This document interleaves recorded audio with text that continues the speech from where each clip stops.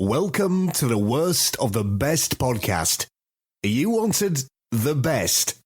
Well, they didn't freaking make it. So here's what you get from Canada. And Texas. And Washington State. Ryan. And Bob. And Zip.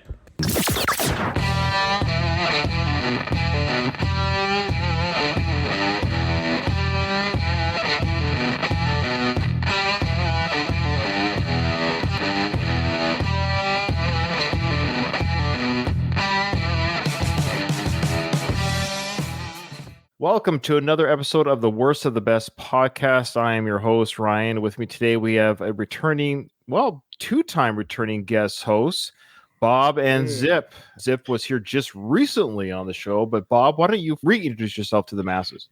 Was I here first before him? I think when we both first came on to the show, I think I invited you as a duo because of your podcast, but I think Zip couldn't make it. And then Bob was like, I don't know if I want to come on the show by myself. And I convinced you to come on and you did a great job. Do you remember the topic? It was a Texas serial killer. It was like haunted something. It was Halloween themed, I think. It was a Halloween thing. Oh, wow. Another Halloween something haunted. Today. It's my deal. And we have a returning guest co-host, Zip, who every time I see you, Zip, you're losing either weight or facial hair. So now you are... It's like that He's Stephen dying. King thinner. Yeah, it's like thinner. I'm just going to keep disappearing. That is something that can sound bad in a different context. It's like every time I see you, you just keep getting thinner and losing more hair. Yeah, I'm fine. I'm not doing chemotherapy. You know who you look like a little bit? The actor... Please, God. Tom Sizemore. I'll take it. Sure. It's not bad. The eyes. I'm gonna Google. I don't remember. Is he one of the guys in Saving Private Ryan? Yeah. It's been a lot of. I could see this. Just a little bit of that doppelganger, and of course, Tom Berenger. And of course, Bob looks like Mario, so it's all good. He's got more of a Wario thing going on. Oh, to be honest, this mustache is. The thing is, my fiance loves it. She literally tells me not to get rid of it, and I beg her to let me get rid of it, and she says no. You don't have to have it as ridiculous as it is. You could trim it up a little bit. I said, can I just go down to the standard Tom Selleck? And she said no. That's not a joke. It suits you. I think you have to be a Bob-like character to pull off a mustache like that. If I wore that, I don't think it would suit me at all. What do you think? Yeah, you would look like somebody in a sketch comedy bit trying to be like, I'm a character. Like when Elon Musk played Wario on SNL. Oh, yeah. All right. So, of course, Bob and Zip were the co-hosts of the awesome show, No Redeeming Qualities podcast. And I missed that show immensely. You guys were in my ear every week for years. You're missed. I still like to believe it's not over. That one day you'll come back on the air. The only way to get you back on it is to have you on my show when my brother Jason can't make it. This is actually, I think, probably the longest time that Bob and I haven't recorded something together in probably, 10 years?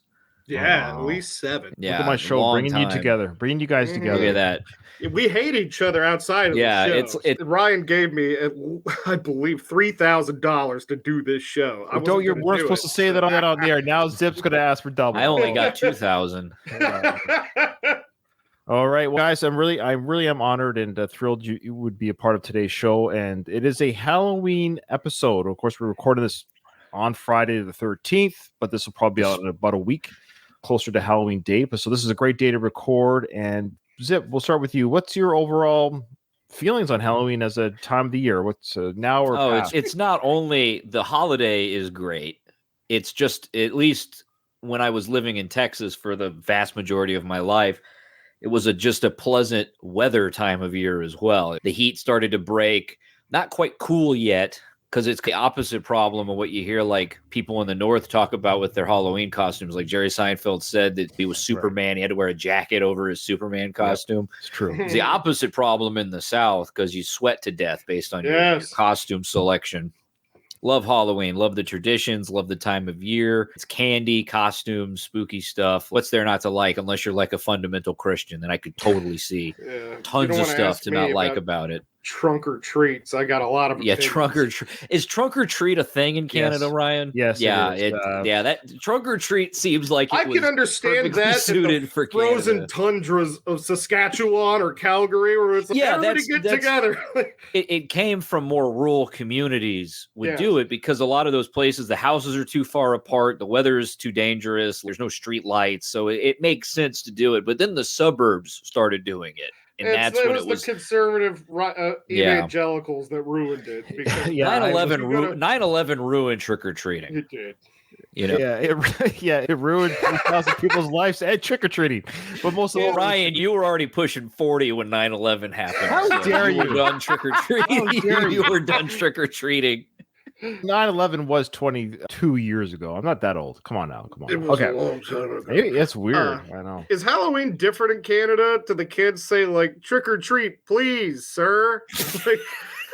No, actually, Halloween's a lot of fun here. Well, Bob, I'll answer that after you go first. Though, what was your Halloween experience like as a kid or as an adult? Do you enjoy it? Man. Bob, tell him the big difference with you with Halloween. I was born on it, baby. That's my birthday. Yeah, that's right. I forgot. I got a giant Halloween tattoo, and I get one every year. And dude, I'm obsessed with it. I might have a Halloween or Universal Monster themed wedding. So we'll see. His house, his fiance keeps up Halloween themed string lights year round. Oh wow! Or not year round, but you put them up like after you. 4th of July, which is way too early. Spooky season starts the day after the 4th of July because it's the next holiday after the 4th of July. That's absurdity. People who bring it out September 1st, that's too early. That's true. Isn't there a veteran holiday in between then? Before Halloween, Labor Day, I guess, is the only real holiday, yeah. There we go, Labor Day. I would say the earliest, personally, I'm one of those people that it starts October 1st. Christmas I'm the same way. Starts December the day 1st. After Thanksgiving, blah, blah, blah. But the for earliest is September like 20th because it's like autumn. Once like officially autumn hits, you can get away with your Halloween Day decorations stuff. Like? It's boxes. Yeah, some boxes. Servants with their hands held out. So to answer your question, though, regarding Canada, it's a blast up here. We love it. We celebrated it pretty hardcore. I was born and raised in the Pacific Northwest for you Americans, like right above Seattle. So we always had mild Halloweens, maybe rain, but that's it. Never cold or too cold to trick-or-treat, costumes all the time. So we're lucky that way. And we did the fireworks. That's a big thing, too. Like, we're big with fireworks. That's fireworks? Yes. So for Halloween? That's a new one. That's awesome. Are they like Halloween colors, or are they they're just what you would like cherry bombs, firecrackers? I was going to say, wait, do you mean the blow-up ones, or are you talking about, like, displays? Okay. Both. Okay. Oh, I could see the Devil's Night aspect of that. It's more of that. So when you were a teenager, especially back in my age, because I guess, like Bob pointed out, I'm a little bit older. So back in the late 80s, early 90s, when I was a teenager, we'd have Roman candle wars, cherry bomb wars, people losing fingers, being chased by the cops, that kind of stuff. So those are quote unquote, they are illegal. And so we spend half the time blowing up mailboxes, run away from the cops. And my mom who's listening, don't listen, Mom. So that kind of stuff. Yeah. So it's a lot of fun. So we definitely was never to cause harm to people, but sometimes people got hurt when we were fooling around, if that makes sense. So yeah. Did they sell goblin insurance? Yeah. Oh yeah, we're still insured even if we mess up. How popular was the Jason Voorhees costume in Canada? Because of the hockey mask. People quit wearing that style of hockey masks like 50 years ago. It was a long time ago. Yeah. That's like that's a very old school. Yeah. I was going to say, when the hell did they have those? I've never seen a hockey player wear one. I think it was the 70s for sure. Was that style? But that was the first generation of masks, because to me, it's insanity that people played NHL level hockey without a mask on. Goalie. People played goalie without a mask on. That was the last guy to stop wearing them. Yeah. Have you seen his face? He looks like Frankenstein's monster. That's insane. But bless their steel hearts. I couldn't do it. I'm too much of a wimp. All right. So before I gave you guys this topic, I'll ask, did you know of this part of the history regarding Halloween? Did you know any of this stuff? I know the vast majority of it because I'm obsessed. But I figured, Bob. Okay, there you go, Bob, with your background and your love of Halloween. Some of it. I knew Halloween or any kind of tradition from the past. There's a lot of creepy stuff, a lot of weird stuff that humans do. We're going to go over those things today as a trio. But I've never heard of this event, occurrence, part of history. I had no idea. So, in simple terms, Halloween has been around, well, for a long time. Some are saying even maybe before Christianity was a religion. So long ago, it was called, now I thought it was pronounced like you, Zip, Samhain, just like you see it, but it's Scottish or Celtic. It's actually pronounced Samhain. Is that right? Samhain. Okay. It was a Celtic pagan festival. So during Samhain, it was believed that the line between the world of the living and the world of the dead got blurry. So we don't have a lot of written records about how Samhain was celebrated. So we have to rely on stories and accounts from others and other people to learn about it. But what we do know suggests that it involves some pretty spooky or mysterious rituals that are quite different from the fun and festive Halloween that we enjoy today. I'm a really big traditionalist when it comes to Halloween. And one of the things that I always do is you have to leave your jack-o'-lantern burning all night long. When you go to bed, you refresh that candle because that's the only thing protecting you from the spirits. Yeah, we do the same thing. Keep the light on all day or all night. I absolutely, totally agree. So Samhain was derived from the Irish language for November. So that's the connection. So it's actually celebrated officially on November 1st. So Samhain Eve is October 31st. It's a Gaelic festival celebrated on November 1st, marking the end of the harvest season and the onset of winter. It holds significance in Celtic and neo-pagan traditions. This festival's origins are connected to Halloween costumes. It was a time when the Celts celebrated the beginning of winter and the new year, and today it remains an essential part of the history and the traditions that underlie Halloween. I can't believe I didn't know this. Yeah, as much as I've enjoyed Halloween, I know it's called All Hallows Eve. That was derived from this. I just, again, didn't know it was a Celtic tradition. It's because the Catholic Church essentially was like, all you Irish people, we'll let you keep this one thing, but we're just going to call it something different so you can shut up. Yeah, it's actually similar with a lot of the Easter traditions with the continental European pagans. The same exact concept of like, you're going to worship Christ. We're going to do this in Latin, so you have no idea what we're telling you, but we're just going to throw crosses on all your crap, and we're just going to slide on in there. All right, so what we're going to do here, folks, is we're going to reveal or talk about 10 traditions that came from Samhain that bears some resemblance to maybe what we're doing today, or at the very least, things that were done possibly back then. I know it sounds vague, but you'll hear what we're talking about because obviously there's some things that are not practiced today, but you'll see some connections of what we do today. And I think for the worst pick, I had a couple ideas. We could say, for example, maybe the worst atrocity could be a worst pick, or there's one on here that I think is going to take the cake. I'm not going to say what it is, but I was thinking that too. Zip. But the problem with that one is it's almost too easy. So I was also thinking another criteria we could do is which one do you think is the worst carried over, the one that doesn't carry over as well in today's modern Halloween as it does back then. So whatever your criteria, it doesn't matter. It's all independent. So for this one, I'm going to give you guys carte blanche. Whatever you think is the worst of the 10. And then you just say why you think it's the worst. It could be the most atrocious, the worst transition to modern Halloween, or the one that's the most not believable this actually happened. Any reason you want to make it the worst. And when you get to your worst, don't say it during the reading, Zip. Don't say it during the reading, Bob. Remember, save it for the end. So when you talk about it, don't. That's what the audience waits for. They can't wait. Let me just clarify this so I don't screw this up at the end and look like an idiot. I'm picking. Well, that's too late. I'm picking what? It's in the name, the worst of the best. I thought this was the best of the worst. What show am I on? Okay, I'll pick whatever is the worst of something. Bob, you've got number 10, though. You want to go ahead with that one? I do. And we're going to talk about what they did with their monarchs and how they buried them. Ish. All right.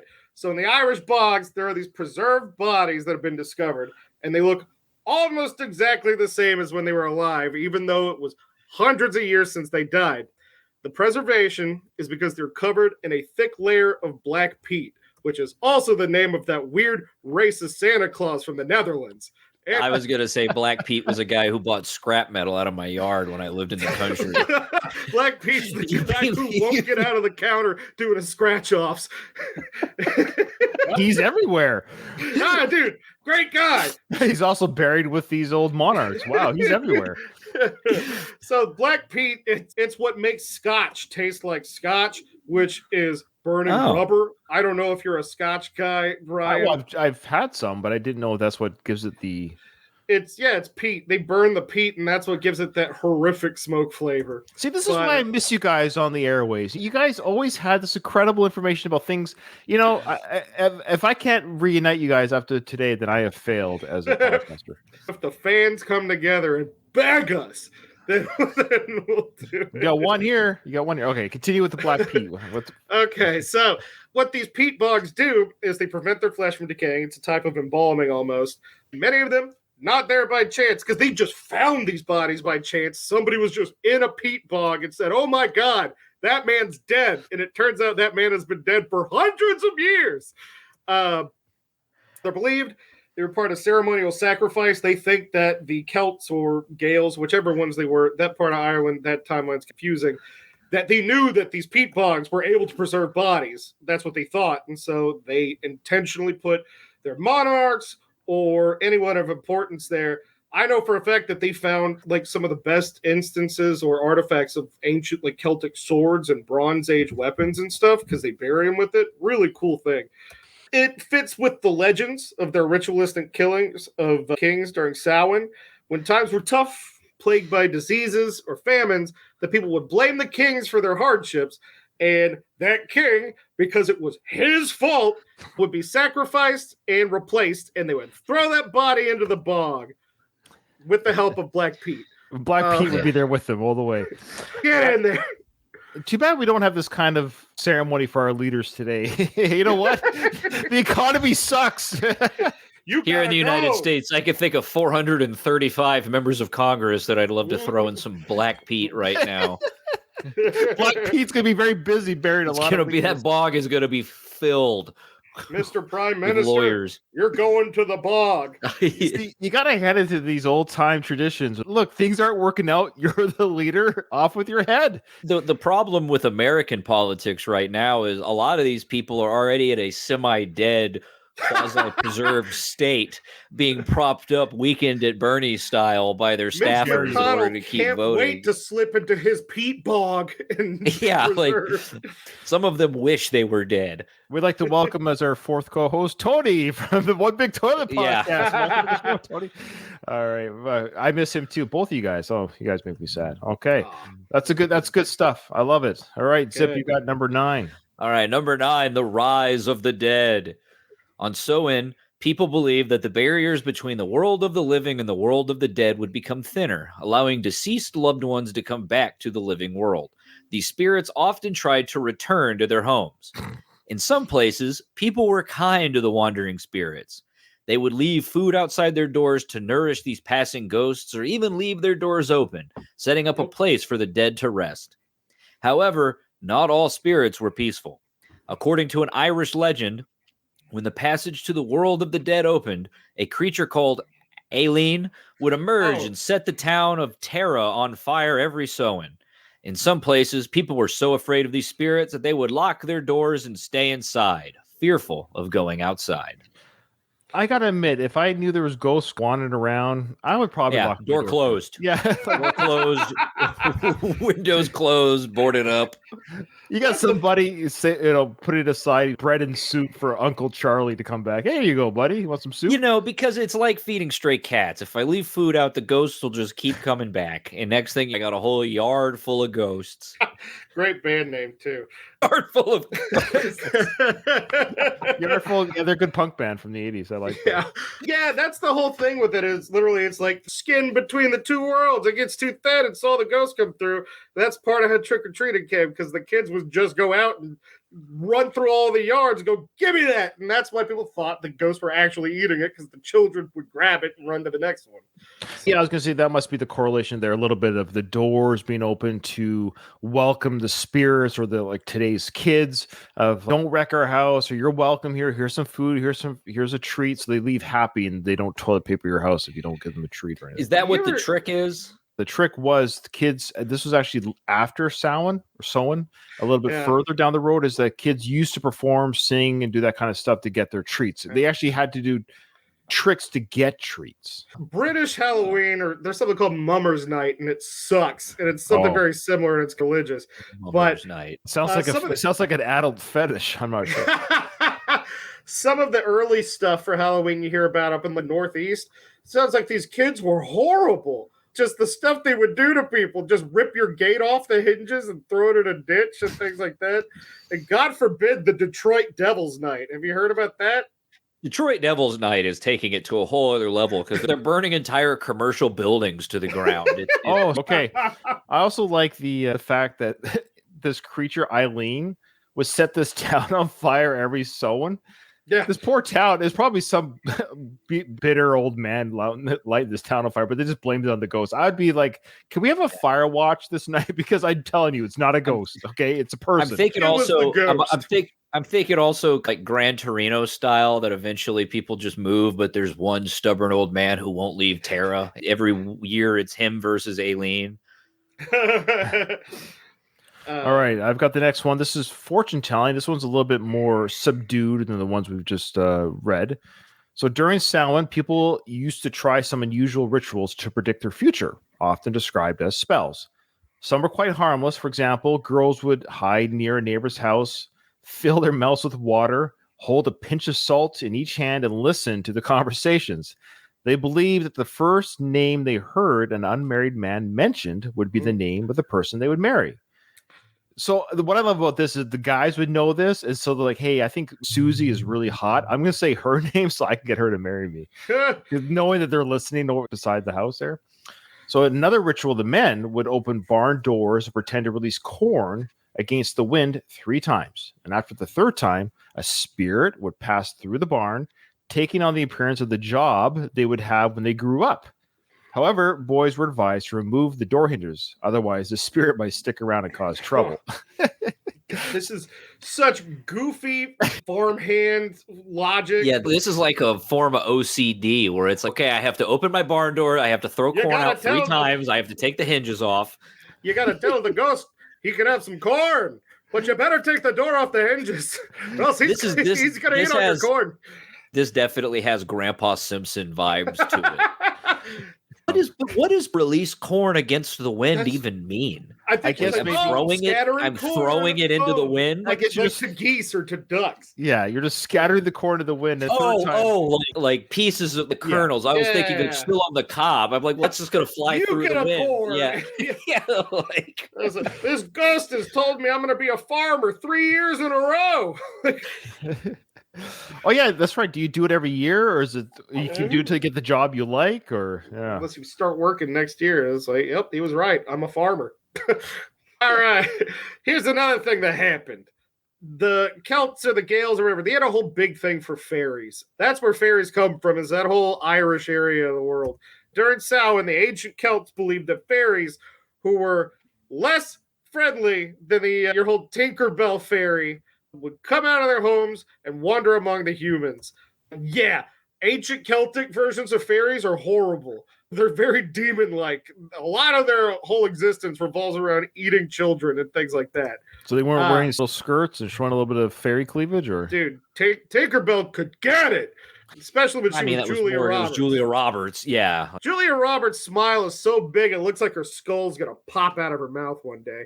So, dude, my dad had these things he would tell us to keep us from trying to look at our parents whenever they were being Santa Claus or the Easter Bunny or the Tooth Fairy. And if you tried to look at Santa Claus and stay up, he would beat the shit out of you. Sorry. And if you tried to look at the Easter Bunny, he would poop in your bed. But if you tried to look at the Tooth Fairy, she would turn into a demon. And so that prevented us from ever trying to look for the Tooth Fairy. All right, so the fairies were considered terrifying monsters, which, you know what? That's another thing. If a fairy showed up in your room, you would be horrified. You'd hit it with a golf club. If anything showed up in my bedroom, yes, I would be upset and scared by it.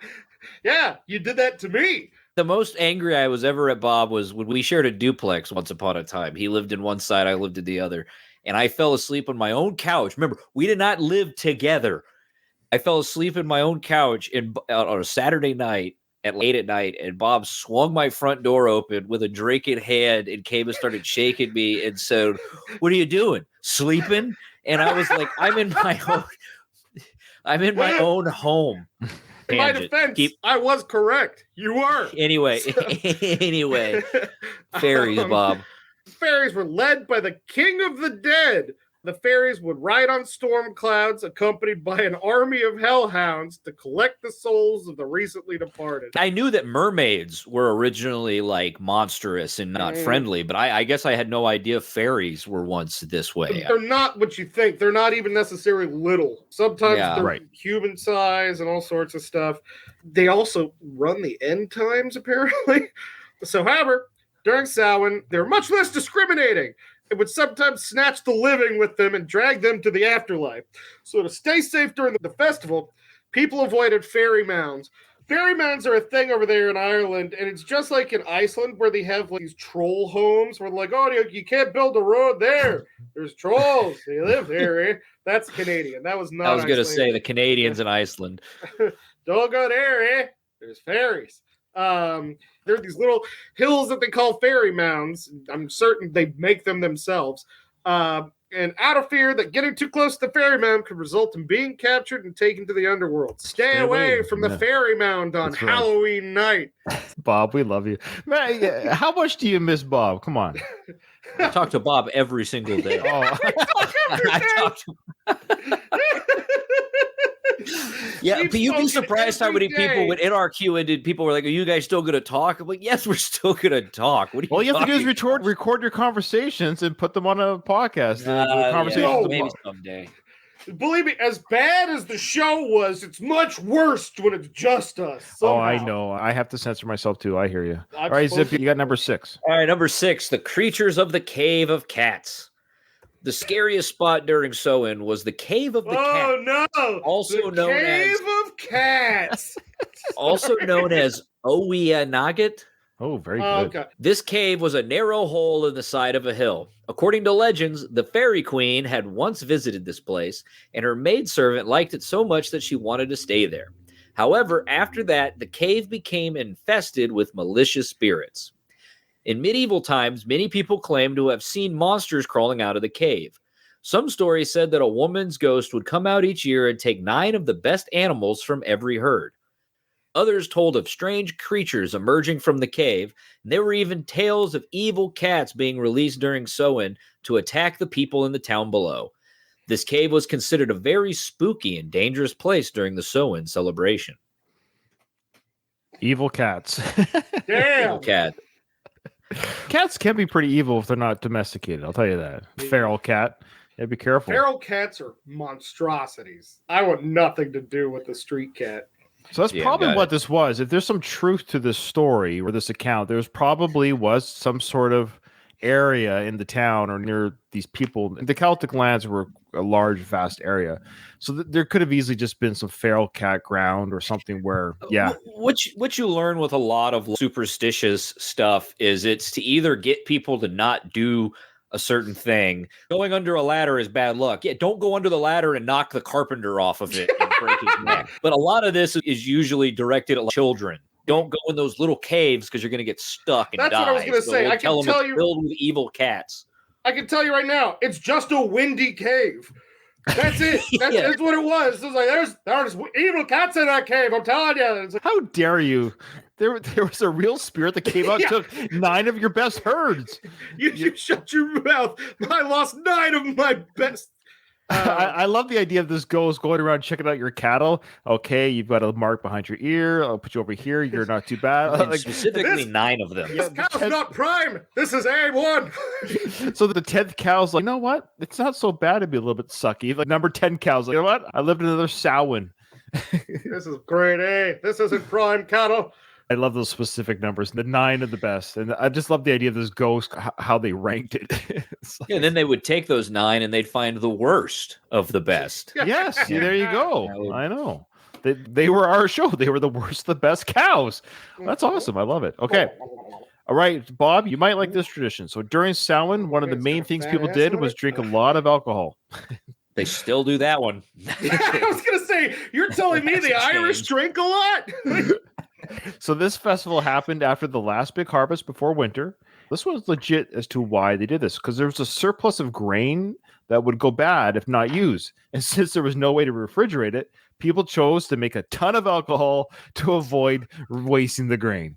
So they drank heavily during Samhain. In fact, getting drunk was a huge part of the festival, and the old Irish stories about excessive drinking take place during Samhain. Some stories, which I didn't read the story or get any info on it, but it's called the intoxication of the Ulsterman. I'm looking that up later. Yeah, I would love to see the movie of the intoxication of the Ulsterman. That's somebody wants to Google the bachelor party. I wonder what the synopsis of that is. Bunch of Irishmen got drunk. This year, the story was all about people getting very drunk during the festival, and it was a big deal during this time of year. So I like the idea that, yes, the farming's done, right? We've worked the fields, and now the winter months are coming, and we're going to have to store what we've sowed throughout the year. Let's have a little bit of party.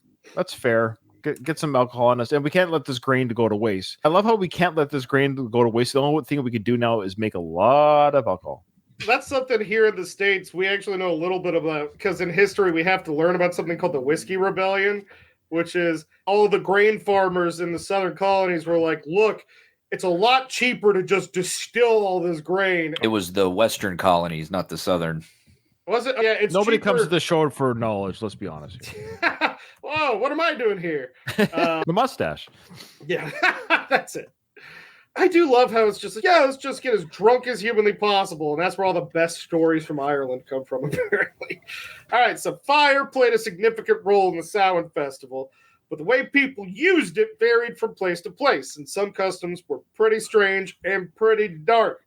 In Moray, Scotland, boys would go door to door asking for peat, which I told you, it's a stinky bog mass. You never use peat moss in gardening or anything like that? If you burn it, it tastes like a burning tire. Anyway, so they'd ask for peat to burn the witches. They would create a big old fire and lie down as close as they could without getting burned and let the smoke cover them. Their friends would then jump over them through the smoke and thinking this ritual would protect them magically. In some parts of Wales, people would leap over a fire and run away, believing that a creature called the Black Sow would catch the slowest runner.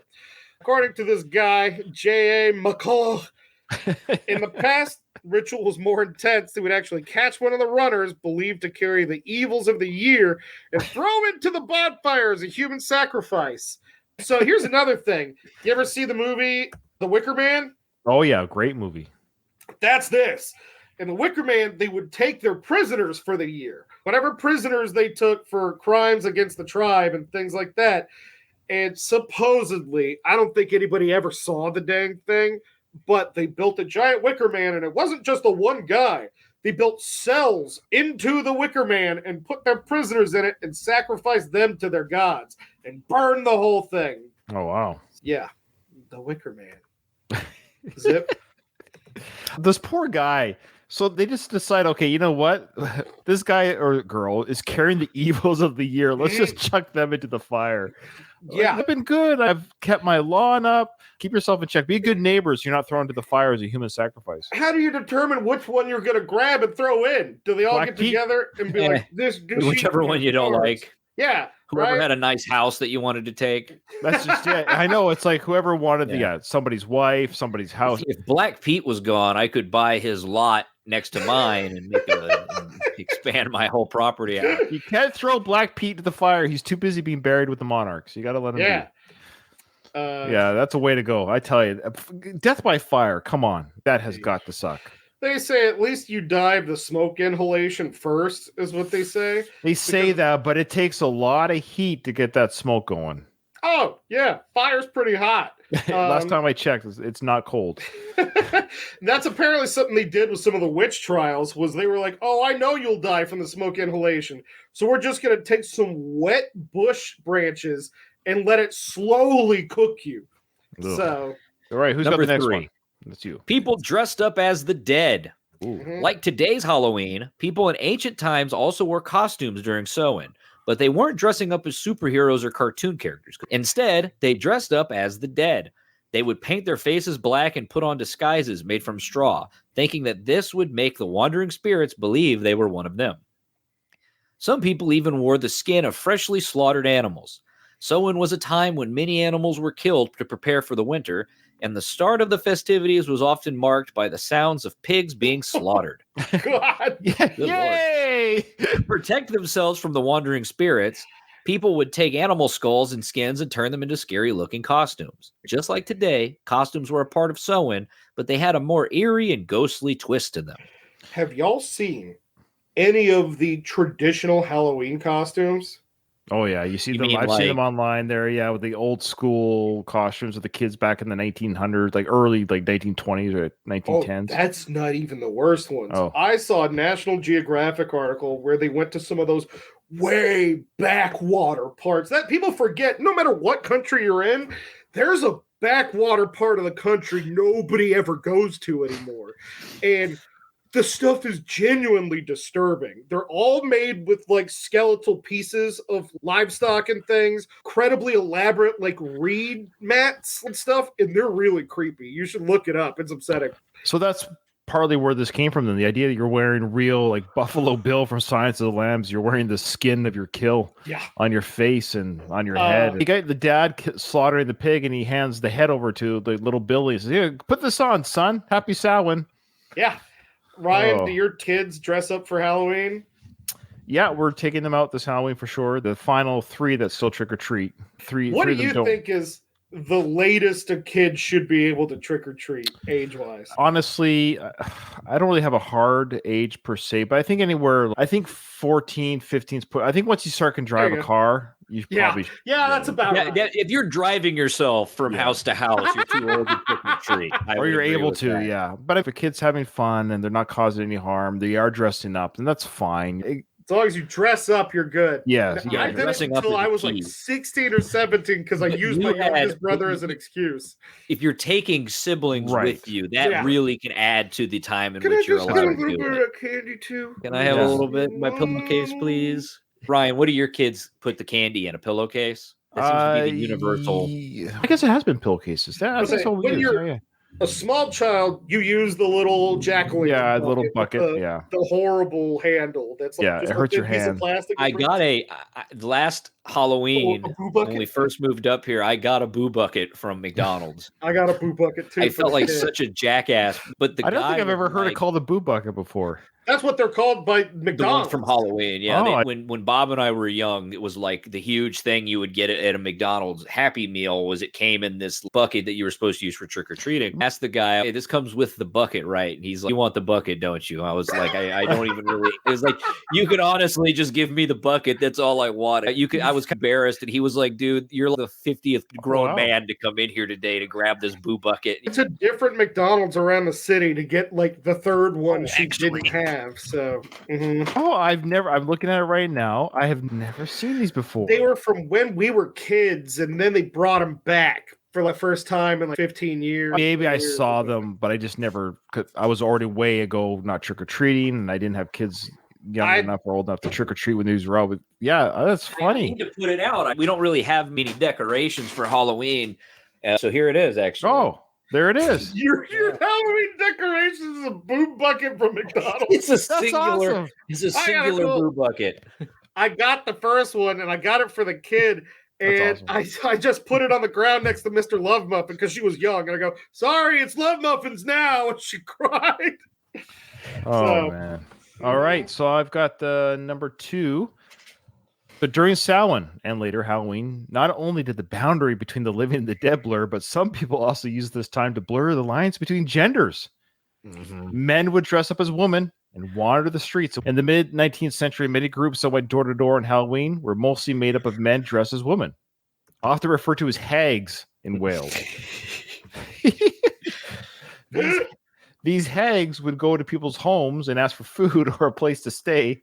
And if a house was especially messy, that's what kills me. These men dressed as women would even come inside the house and start cleaning, all the while making a disapproving humming sound like a strict wife. That's funny. This is a schizophrenic man. Like, yeah. I'm a lady. Let me inside. I'm going to clean your house. This sounds like, no offense. Look, you want to dress up as a woman, that's fine. But the idea that I have to clean your house now. So dressing in women's clothing was part of Halloween's history, making it a time of gender role reversal and playful cross-dressing. So obviously this happens a lot today. I just like the idea that not only did they dress as women, but they acted like this old school nagging wife to these. If you're coming in there and cleaning, you wanted to do this all year round. You're just getting the chance today. Just don't let Moms for Liberty find out about this. They're going to come protest your. Just to clarify, there's a difference between cross-dressing and being a transgendered individual. It's just right. There's a lot of overlap, but there's significant differences in it.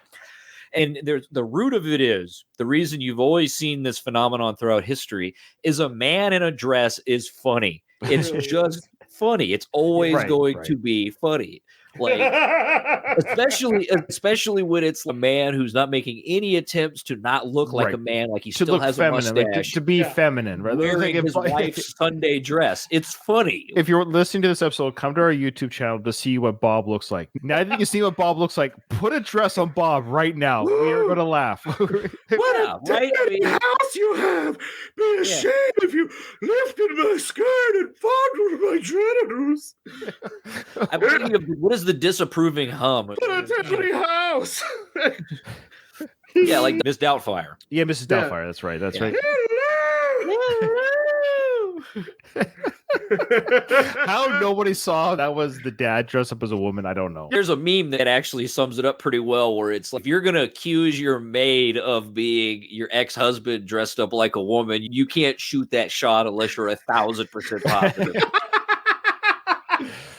If you tried to do a Miss Doubtfire today, you would go to jail. Oh, you would did. It's kind of I like how his idea of telling people that he's responsible enough to be a part of his children's life was creating an old British nanny character. Don't you see? I've got it all together. That's funny. Anyway, sorry. But again, it's I can see, especially back then, the idea that these men that were working the fields and the farms and also would be silly and dress up as they saw it as women and start nagging these other people in their houses. I would just actually wish to go back in time just to see this event. I just think it'd be a funny thing to actually watch back then. I bet it was very liberating for people, not in the sense of like they wanted to be women, but because people were so buttoned up back then. Yeah, it was probably a lot of fun to get to. Yeah. Those are the funniest costumes when couples switch genders. It's like my fiance might go as Tommy Chong and I'm going to go as Cheech with the mustache. Yeah. Did you ever see Under Siege? When Gary Busey was dressed up as a woman in Under Siege? With Steven Seagal? Yeah. That sounds hilarious. Yeah, so that's the same idea. Just imagine Gary Busey dressed up as a woman. That's exactly what this probably... I'm a lady. Now, have you never seen Under Siege? I have not seen Under Siege. I know that Tommy Lee Jones gets stabbed in the top of the head with a knife. That's the only thing I remember. What about you, Bob? Do you know? Have you seen Under Siege? Okay, never seen a single Steven Seagal movie. Okay, I've seen the one he made with Ja Rule, where they're in the prison. That's the only Steven Seagal movie I've seen. I believe it's called Better Off Dead. Oh, maybe that or something. Movies are what influenced Ryan to join the Navy. Half Past Dead. In case you're wondering, Steven Seagal wears a do-rag the entire time. To cover up his real hair. He's doing it to cover up his real hair. Those waves he's been working on. Anyway, so in the very early days of Samhain, there are stories that suggest it might have involved child sacrifice. According to Irish legends, there was a time when the gods demanded sacrifices during the festival. That's all I've ever heard. It was a big sacrifice day. One legend mentions that people had to give up a significant portion of what they owned, including their food and even their children. Another account written by a Christian monk, which are such a reputable source when it comes to pagan traditions. It's not like they've ever said this exact same thing about every other religion, but they said he talks about a place called Magschlecht. Wow, I didn't know. Is that German? You ask them, dude. They're the ones who put like 4 letters together and they go, this means harumph. Magschlecht, where there was an altar dedicated to a deity named Crom Crunch. Crotch. I think it's crotch or croc. Crom Crunch. I'm going to go with Crom Crunch. Great breakfast cereal. According to the monk, this altar was used for sacrificing children during Samhain. This does sound like such a Christian monk sort of thing. It's like that altar right there. That's where they sacrifice the babies. So he wrote they would kill their firstborn children amid such sorrow and danger, then pour their blood as an offering to Crom Crunch. So in the distant past, Samhain may have involved some child sacrifices. Sacrifices to Crom Crunch. Crom Crunch. We've gone from child sacrifices to neighborhood block parties. So can you imagine the same neighborhood of people say, you know what? Little Billy down the street there, he threw rocks at my window. It's time to sacrifice him. And everyone got together and just... They had so many kids back then. Too many of them. But you get what I'm saying. The herd out. Back then, it was you and 30 other dudes in the woods. I'm actually confused by the idea that you could bear a child, have this child with you, but it's okay to slit their throats to Crom Crunch. I don't... I just don't get how we went from that to... I don't know. It's isolation. It's when you are so isolated in a weird little island and nobody's there to tell you, for one thing, but also the next human beings are like 5 days trek and you might die on the way there. You come up with some kooky shit. Crom Crunch, cereals near you. I love it. Okay, well, that was the 10 things. I'm going to go over the titles really quickly and then get ready, guys, to pick your worst for whatever reason. Whatever your reason is. So, okay. Number 10, the killing rituals of monarchs. Number 9, the rise of the dead. Number 8, fortune telling. Number 7, fairies kidnap people. Number 6, the creatures of the cave of cats. Number 5, people drank heavily. Number 4, the black sow. Number 3, people dressed up as the dead. Number 2, people cross-dressed. And then number 1, child sacrifice. So, Bob, what was your worst pick and why? Oh, that's the cave of the cats. Mostly because it's definitely just a windy cave and nothing came of it.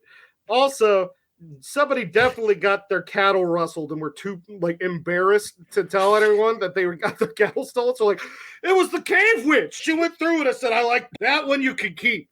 And so yeah, it's the cave of the cats. Okay, I like it. Good reasons too. My worst pick is just because it's so...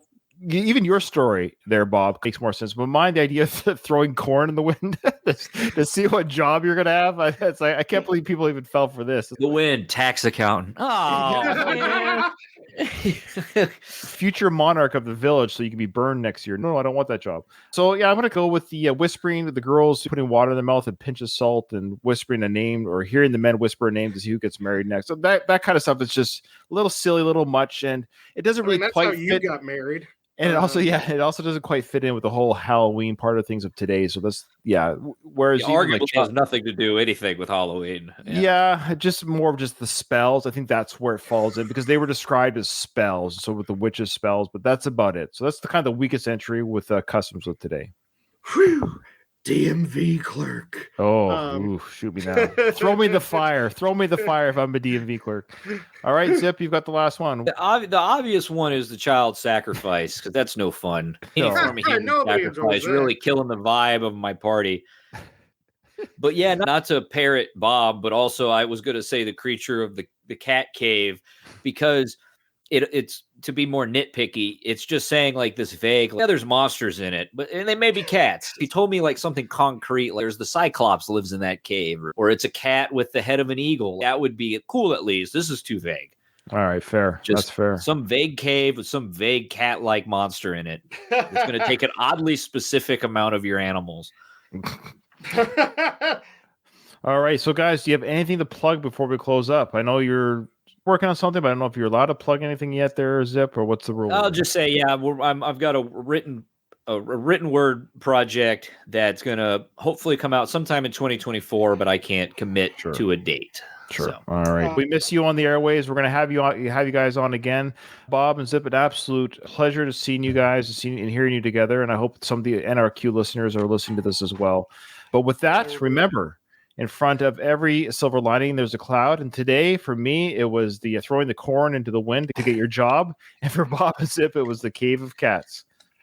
Yeah, everybody go and check out the old NRQ episodes. And if enough of you come out of the woodwork and create a grassroots following, we'll think about coming back. The best place to find the back catalog is to go to nrqpodcast.com. You can find the old podcast episodes. You can also find some of the fully scripted material Bob and I made. Yeah, that's good stuff.